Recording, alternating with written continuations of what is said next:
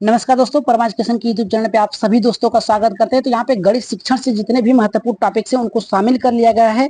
हर प्रकार के यहाँ पे प्रश्न बनाए गए हैं जिससे आप लोगों का सीटेट क्लियर हो सके। तो लेकिन आगे बढ़ने से पहले बता दें, जो लोग नए हैं अभी तक हमारे चैनल को सब्सक्राइब नहीं किया है तो जल्दी से क्या करिए, परमा एजुकेशन चैनल को सब्सक्राइब करिए। सब्सक्राइब करने के साथ साथ बेल आइकन का बटन दबा लें ताकि लाइव आने पर आप लोगों के पास एक नोटिफिकेशन पहुंच जाए। तो यहाँ पे गणित से जितने भी महत्वपूर्ण टॉपिक्स हैं उन सबको शामिल कर लिया गया है। तो चलिए शुरू करते हैं आज के पहले टॉपिक से। लेकिन आगे बढ़ने से पहले बता दें, शेयर जरूर करिएगा और सब्सक्राइब करके ही जाइएगा, क्योंकि यहाँ पे आप लोगों को जो महत्वपूर्ण टॉपिक्स मिलने वाले हैं यहाँ से आप लोगों को कम से कम यहाँ पे 3 से 4 नंबर दे के जाएंगे, चाहे प्राइमरी में हो चाहे उच्च प्राइमरी में हो, सभी में 3-3 या 4-4 नंबर दे के मिलेंगे यहाँ पे गणित शिक्षण से। हमारा दावा है कि यहाँ पे आप लोगों को कम से कम 3 से 4 नंबर मिल के जाएंगे। तो चलिए शुरू करते हैं आज के पहले टॉपिक से। पहला टॉपिक हमारा कह रहा है कि गणित शिक्षण में शुद्धता विकसित करने के उपाय कौन कौन से, यानी गणित में किस प्रकार से पढ़ाया जाए बालकों को कि उसकी मानसिक तार्किक शक्ति का विकसित हो सके। तो पहला यहाँ पे कह रहा है कि बालकों को गणित के प्रति सकारात्मक दृष्टिकोण विकसित करने तथा गणित में रुचिकर बनाने के लिए गणित शिक्षण में शुद्धता का होना अत्यंत आवश्यक है। मतलब ये है कि अगर 1+1 = 2 हो रहा है तो बालकों को 1+1 2 ही बताएंगे, न कि हम 3 बता सकते हैं। यही इसका शुद्धता मापदंड है।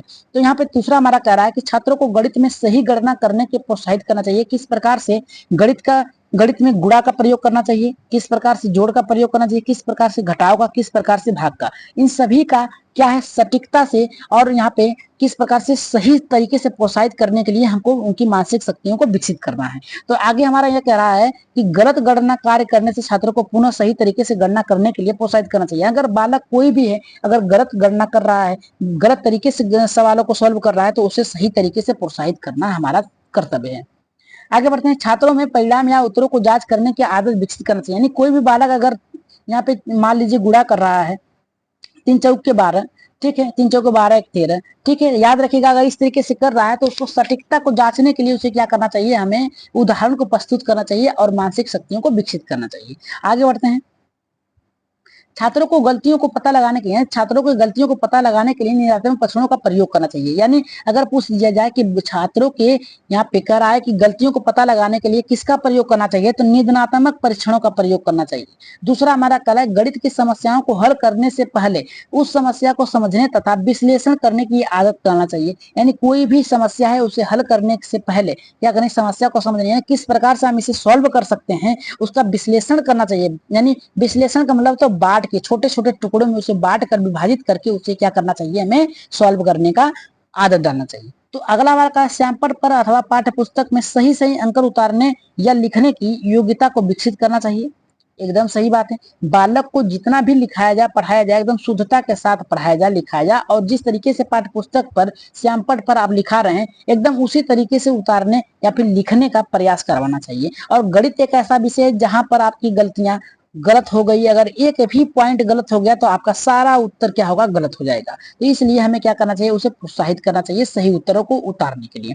करा के सैंपल अथवा अभ्यास पुस्तिका पर विभिन्न प्रकार की गणितीय आकृतियों चित्रों के माध्यम से यथार्थ रूप से सही अनुपात बताने में विकसित करना चाहिए। यानी अगर बालकों को पढ़ा रहे हैं तो पुस्तकों में विभिन्न प्रकार के अलग अलग तरीकों से, विभिन्न का मतलब होता है अलग अलग तरीकों से, आकृतियों से, चित्रों के माध्यम से चित्रों को यथार्थ रूप से यानी जो उसके जीवन में विकसित है उसे अनुपात बनाने के लिए विकसित करना चाहिए। ठीक है, आगे बढ़ते हैं। करा गणित शिक्षण विधियां कौन कौन सी है। पहला करा आगमन विधि, निगमन विधि, संश्लेषण विधि, अन्वेषण विधि, प्रयोगशाला विधि, विश्लेषण विधि। ठीक है, याद रखिएगा कौन कौन सा बताया है तो हम उसके बारे में थोड़ा सा जान लेते हैं। ठीक है, कला शिक्षण विधियां कौन कौन सी। आगमन विधि मतलब किसी बालक को कोई चित्र है उसे दिखाकर उस पर क्या करना चाहिए, बताना चाहिए। दूसरा कला निगमन, नियम से चलना चाहिए, पहले नियम से फिर उदाहरण से। आगमन का मतलब होता है पहले उदाहरण से, निगमन का मतलब होता है नियम से, संश्लेषण मतलब होता है किसी चीज को दिखाकर, अन्वेषण मतलब होता है खोज विधि या फिर ह्यूरिस्टिक विधि, प्रयोगशाला यानी किसी भी चीज को क्या करना चाहिए, हमें उसे प्रयोग यानी ऊपर ही बताया गया है अलग अलग तरीकों विभिन्न प्रकार के कार्यशैलियों के साथ उसे पढ़ाना चाहिए। विश्लेषण मतलब किसी भी घटना है, कोई भी चीज है, कोई भी मतलब परेशानी है या फिर कोई भी उसकी कठिनाई है, उसे क्या करना है छोटे छोटे टुकड़ों में क्या करना है, बांट देना है, इसके बाद उसे सॉल्व करने का प्रयास करवाना है। ठीक है, आगे बढ़ते हैं अपने प्रश्नों पे, जो कि बहुत ही महत्वपूर्ण प्रश्न है। यहाँ से अगर यहाँ पे आप लोग क्या करते हैं, अगर कम से कम 8 प्रश्न सही करते हैं तो मान जाएंगे कि आप लोगों का सीटेट में बहुत ही अच्छी तरीके से पकड़ बनी हुई है। ठीक है, तो चलिए शुरू करते हैं आज के पहले प्रश्न से। पहला प्रश्न हमारा करा है गणित शिक्षण, करा यहाँ पे गणित शिक्षण के दौरान बालकों को कोई पाठ पढ़ाने से पूर्व एक शिक्षक को किसकी ज्ञान प्राप्त करना आवश्यकता होता है। यहाँ पे करा आवश्यक है। पहला करा कि यहाँ पे संबंधित पाठ के उद्देश्य, संबंधित पाठ के शिक्षण विधियों का, संबंधित पाठ के प्रश्न बैंक का, और करा के उपयुक्त में से कोई नहीं। तो राइट आंसर यहाँ पे किसके साथ जाएगा और कौन सा इसका उत्तर होगा सही, आप लोग कमेंट बॉक्स में जल्दी से कमेंट करिए। सभी लोग कमेंट करते हुए चलिए। कह रहा है कि संबंधित पाठ का उद्देश्य, करा कि संबंधित पाठ का उद्देश्य यानी क्या है उसका सारांश, किस प्रकार से पढ़ाना है, क्या है इसकी विशेषता, क्या है इसकी पूर्णताकालीन। तो राइट आंसर यहाँ पे किसके साथ जाएगा हमारा, यहाँ पे पहले के साथ जाएगा। पाठ से संबंधित शिक्षण विधियां आप पहले से प्राप्त करेंगे तभी आप पढ़ाने का प्रयास करेंगे, तो ये तो गलत है। तीसरा करा संबंधित पाठ के प्रश्न बैंक, प्रश्न बैंक पढ़ाने से पहले बालकों को, शिक्षकों को क्या करना है, संबंधित पाठ के उद्देश्यों को प्राप्त कराना है कि इससे पढ़ाने से क्या उद्देश्य है, क्या प्राप्ति होगी। उपयुक्त में से कोई नहीं। राइट आंसर यहाँ पे किसके साथ जाएगा हमारा, यहाँ पे पहले के साथ जाएगा। बहुत अच्छे तरीके से समझने का प्रयास करिएगा सभी लोग, क्योंकि ऊपर ही आप लोगों को बहुत ही अच्छे तरीके से इसकी शिक्षण विधियां पढ़ा दी गई है। करा गणित शिक्षण में त्रुटियों को विश्लेषण एवं अपेक्षित अधिगम सफलता को शिक्षा से निर्भर होती है। पहला करा शिक्षक से, छात्र से, अभिभावक से, प्रधानाचार्य से। राइट आंसर यहाँ पे किसके साथ जाएगा, कह रहा है कि गणित शिक्षण में त्रुटियों, यहाँ पे त्रुटियों की बात किया है, को विश्लेषण मतलब बांटने हेतु अपेक्षित अधिगम सफलता को यहाँ पे करा कि शिक्षा पर निर्भर है करती है। पहला करा शिक्षक पर निर्भर करती है, छात्र पर निर्भर करती है, अभिभावक पर निर्भर करती है, प्रधानाध्यापक पे। तो राइट आंसर यहाँ पे क्या है, देखिए इसका राइट आंसर किसके साथ जाएगा, यहाँ पे शिक्षक के साथ जाएगा। ठीक है, शिक्षक त्रुटियां अगर पढ़ा रहा है, किस प्रकार से छोटे छोटे तरीके से पढ़ाने का प्रयास कर रहा है। शिक्षण की बात किया तो शिक्षण हमेशा याद रखिएगा कौन पढ़ाता है, शिक्षण, शिक्षक पढ़ाता है। कौन पढ़ाता है, शिक्षक पढ़ाता है। तो राइट आंसर यहाँ पे किसके साथ जाएगा हमारा, यहाँ पे पहले के साथ जाएगा। आगे बढ़ते हैं यहाँ पे तीसरे प्रश्न पे, देखते हैं तीसरा कितने लोगों का सही होता है, क्योंकि ये प्रश्न बहुत ही अच्छी तरीके से बनाया गया है।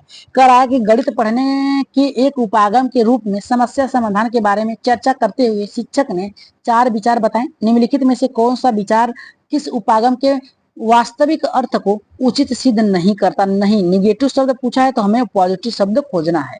पॉजिटिव शब्द खोज लेंगे सभी तो हमें निगेटिव अर्थ का पता चल जाएगा। ठीक है, चलिए देखते हैं कौन सा यहाँ पे पॉजिटिव यानी कौन सा अच्छा प्रश्न इसमें है। अच्छा मिल जाएगा तो खराब भी अपने आप मिल जाएगा। तो पहला हमारा यहाँ पे देखिए क्या करा है, मेरे विचार से गणित की पाठ्य पुस्तक में कई प्रश्न समस्या समाधान के इस्तेमाल किए जा सकते हैं। एकदम राइट आंसर।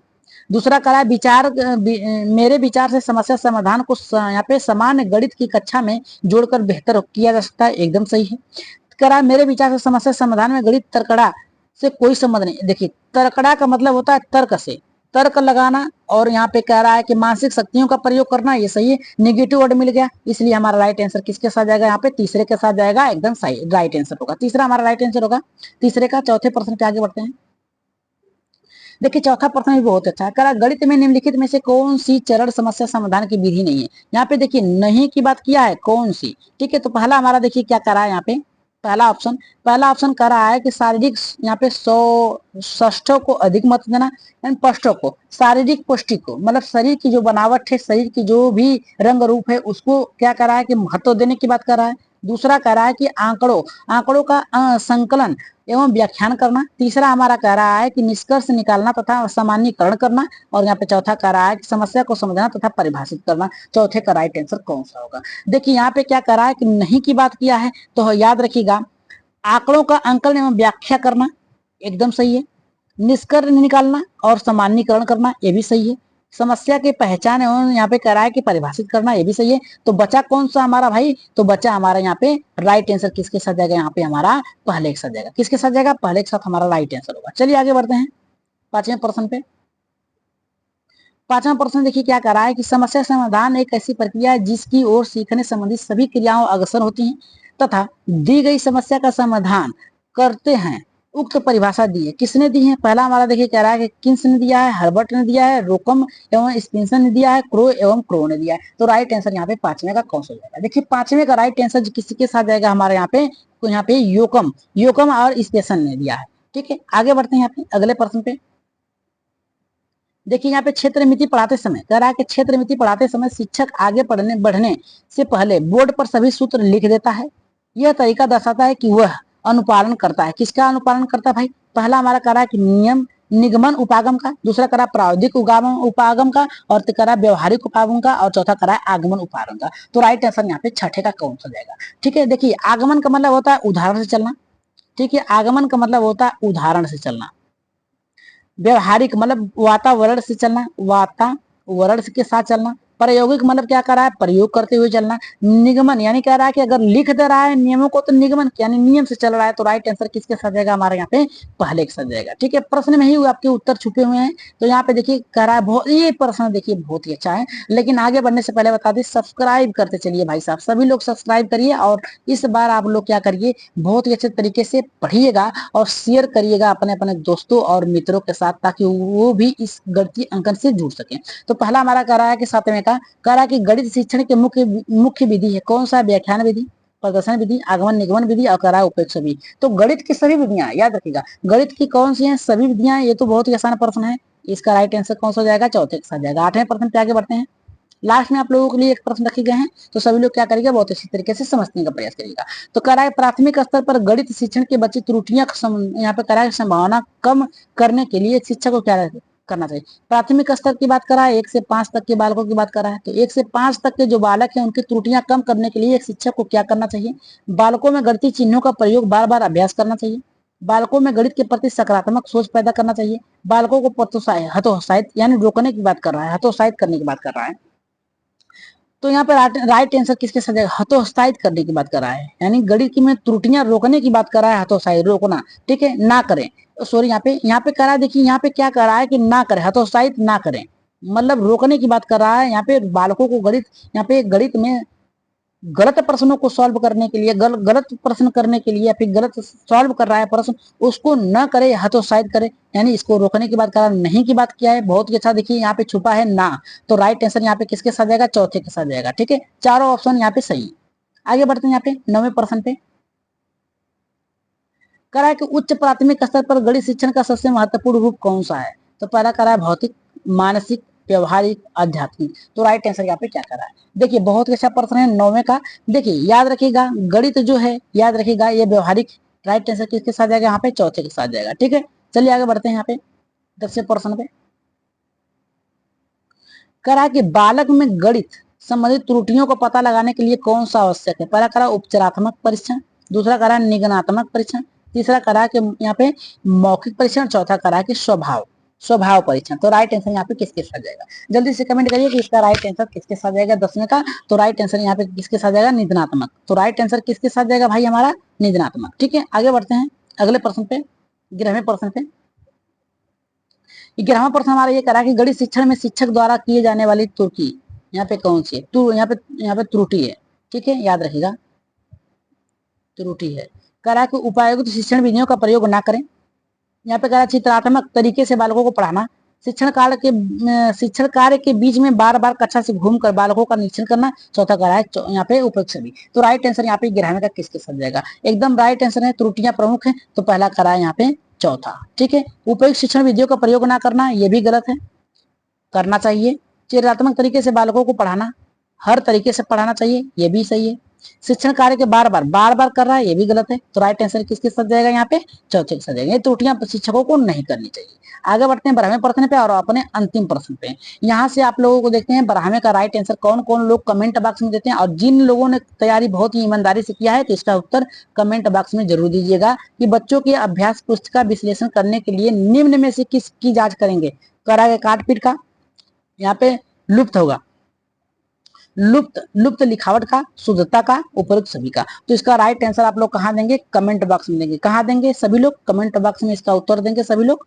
ठीक है, तो आज की क्लास कैसी लगी एक बार कमेंट में अपना राय सुझाव मत जरूर दीजिएगा, और जाते जाते सब्सक्राइब जो लोग नहीं किए भाई बहन सब्सक्राइब जरूर करिएगा और शेयर कर दीजिएगा अपने अपने ग्रुपों में, एक बार शेयर जरूर करिएगा।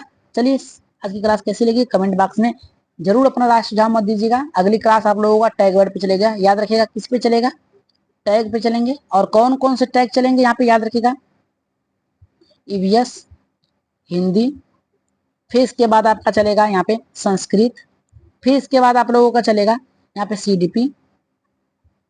ठीक है, इतने पे आप लोगों का चलेगा, और गणित पे तो मोस्ट चलेगा, याद रखिएगा गणित पे भी आप लोगों का एकदम महत्वपूर्ण यहाँ पे चलेगा। तो आगे बढ़ते हैं आपने तैयारी की तरफ। तो आज की क्लास कैसी लगी कमेंट में जरूर बताइएगा। तो आज के लिए इतना ही, धन्यवाद।